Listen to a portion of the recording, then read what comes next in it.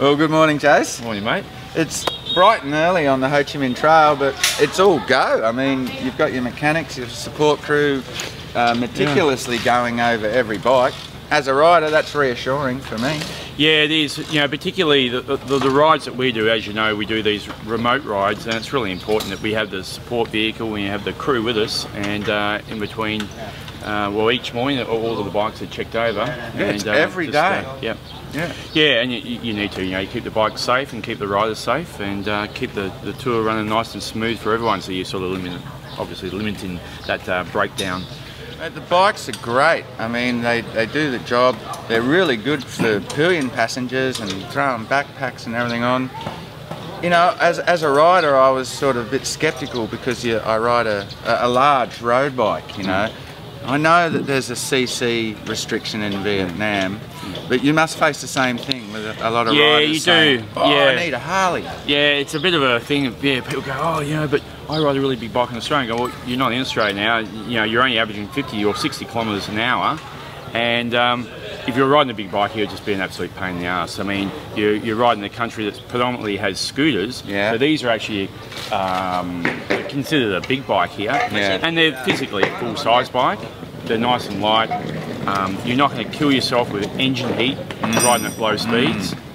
And you know, as you know, I ride a Ducati back in Australia, and these bikes and the reviews that we get from all the riders that come here, they all say and all confirm you wouldn't ride anything else. Like the guests were remarking that they like how all the bikes are similar, and because, you know, there's a little bit of dragging and dueling going on up the range, and it's similar to the go-karts where everyone's on an even playing field. And I haven't seen anyone been able to take a corner flat out, so the bikes are obviously fast enough. Yeah, well, that's right. I mean, as you know, the road that we're heading back on today, you know, there's probably 3,000 plus bends on that. Yeah. And it is, and it's almost like being on this racetrack, and everyone's on the same bike. Yeah. So it's all about corner speed, and also you're here to enjoy the scenery. The scenery here is amazing, and one, if you're doing 100 kilometres an hour, you probably wouldn't make it past the second day because of the nature of the terrain.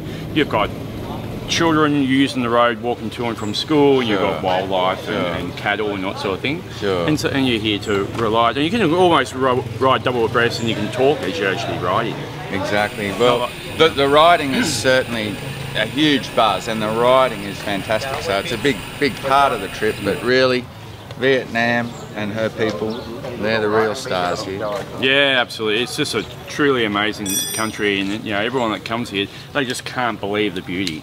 And more so, obviously where we ride is the Central Highlands and Ho Chi Minh Trail, and if you want to ride the real Vietnam away from all the busy tourist areas, you've got to come to the Central Highlands and the Ho Chi Minh Trail to get all your major cities. They're great for transiting and doing the tourist thing.